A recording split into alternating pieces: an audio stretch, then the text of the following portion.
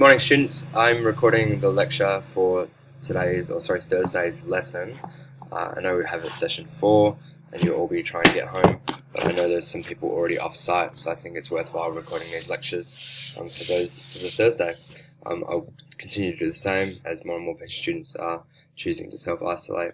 There'll be a mix of these screencast recordings but also live recordings and interactive meetings, but I will post all this information to Connect as we go through. For today's lesson, it'll be worthwhile downloading the PowerPoint from Connect as well as the associated resources. So open up your Connect. In the Content tab, it should take you straight to the responding page, which you need. Okay, because I've focused it. Now all the most recent resources are down the bottom. So you'll need this one here, which is lesson 3, the 7-minute essay plan, and the viewing sheet Leave No Dark Corner. So just take a moment now to download those, ready for me to continue.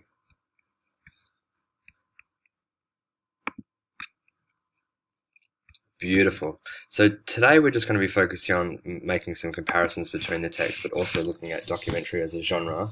So we're going to focus on Nosedive, Leave No Dark Corner, and The Pedestrian, but only focusing on the other texts, the older texts, briefly in their anticipatory set.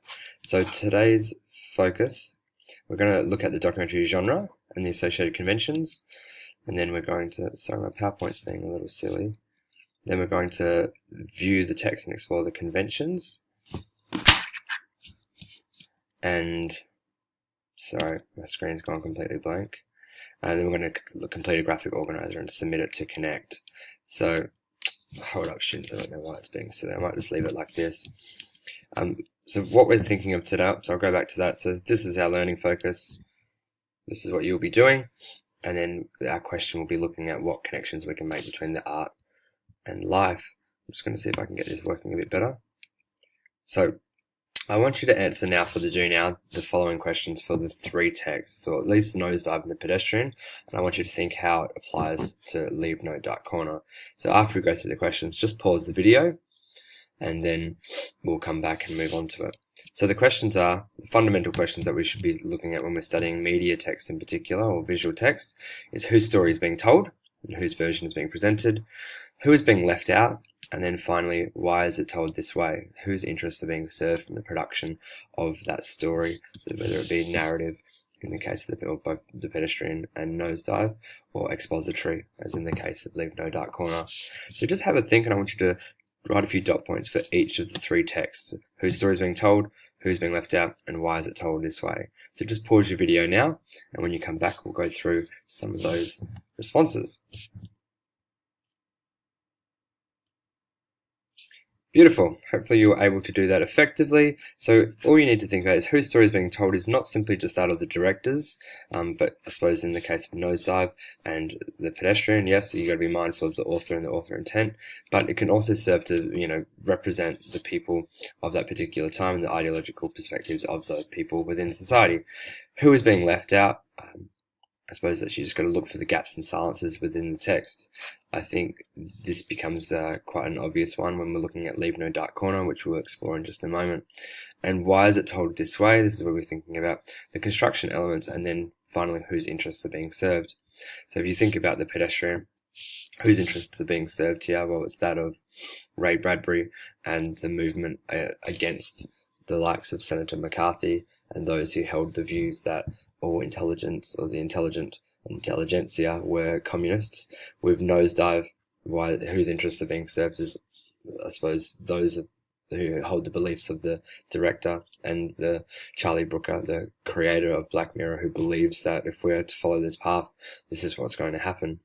I suppose in the case of Leave No Dark Corner, why is it told this way? Well, it's serving the interests of the Western audience, knowing that it is a Western-made and Western-produced documentary.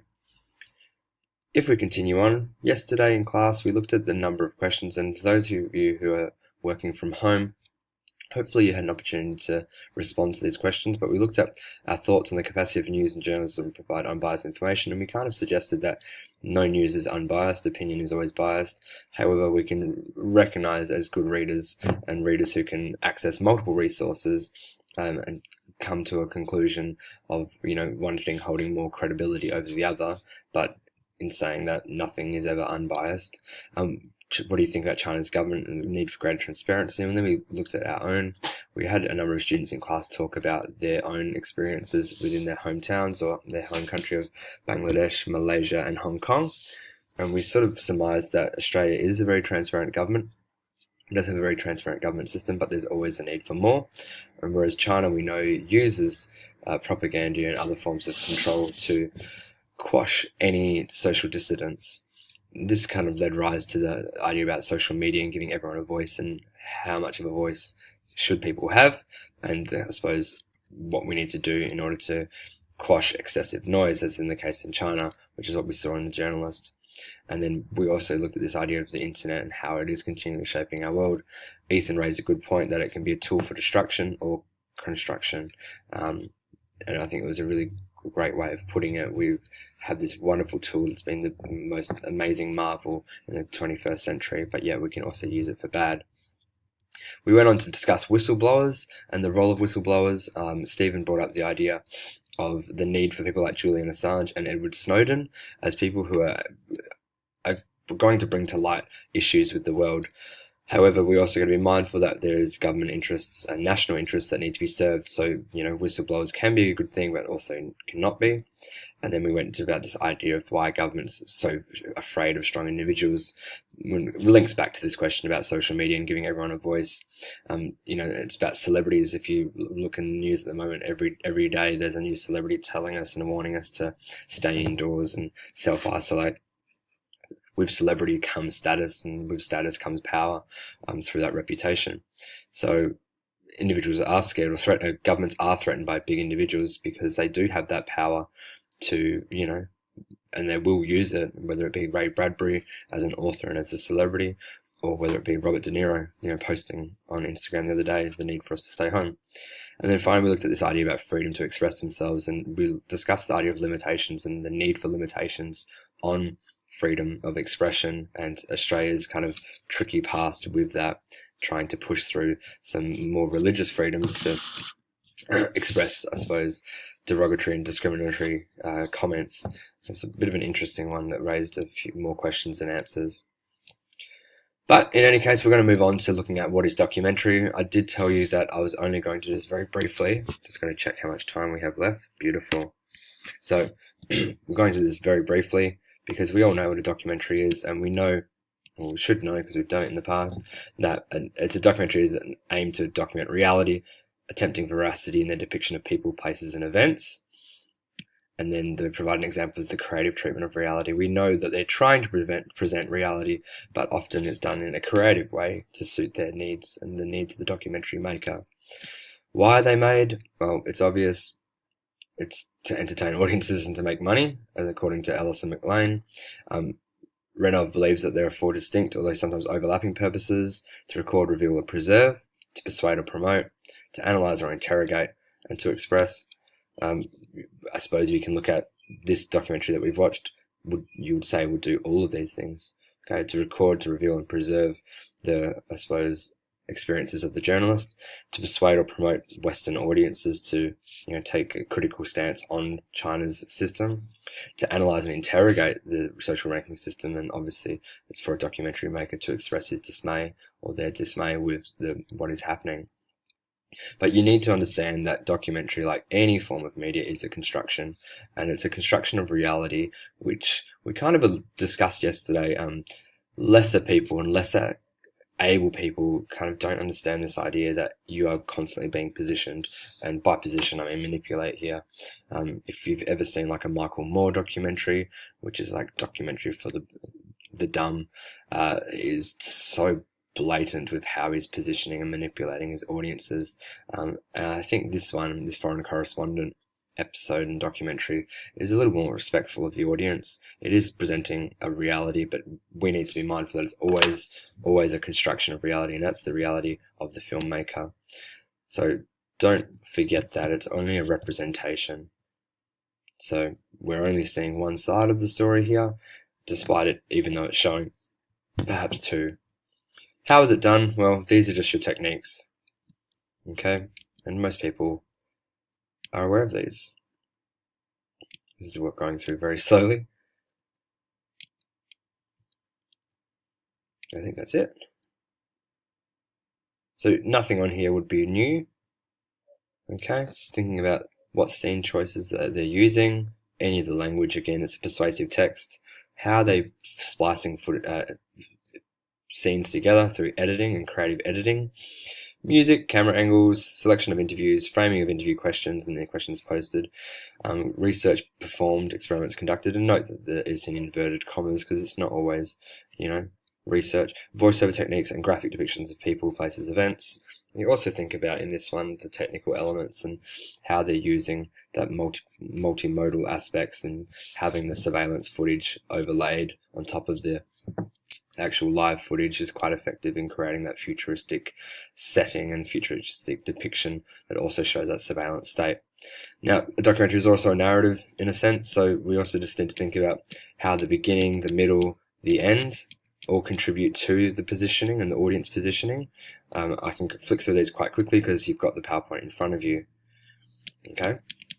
The next thing is the conflict. So what conflict exists within this text? You've got to be mindful of that. We can still talk about this text as a narrative. It's just a 25-minute, expository text. Other things we can look at is the movement within the text, physical, in terms of time and psychological movement, and then obviously this just goes into more detail about music and sound effects.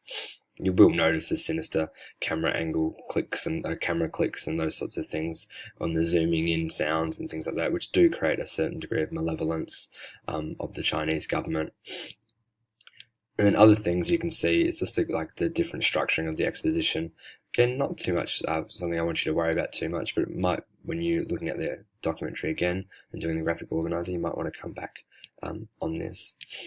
Other aspects to consider when we're looking at the discussion, looking at the breakdown, is things like the persuasive language, motif, setting, archival footage, selection of detail, and just the generic filmic techniques. So when we're going to be watching the documentary again, I want you this time to sort of focus on the aspects of construction before you focus on the ideas and issues, because the ideas and issues are very obvious, and I think we need to just make sure that we can flesh out the aspects of construction. So what I want you to do now is go to Connect and download those graphic organizers. You should already have it, to be honest, and I want you to open up the video and watch it again and complete the viewing sheet, leave no dark corner. So I'll just show you where it is. So if you go to Connect, so you've downloaded this one here, which looks like this. Okay, very basic, but I think it's just a good graphic organizer to put your thoughts down, and of course you can type into it. And then what I want you to do is watch this. So let me just go back.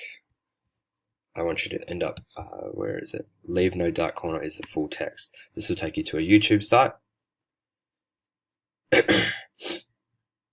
where you can watch the text again. Beautiful. It's like playing by braille. Do you have some? So, watching the text, and once you've done that and filled in the graphic organizer, I want you to go to Submissions and submit that document. Okay, so what I'm going to do is do it right now, create one.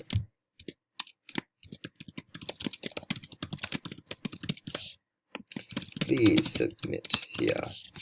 Just so we know I've got it, and I'll set it for 11:30 on Thursday.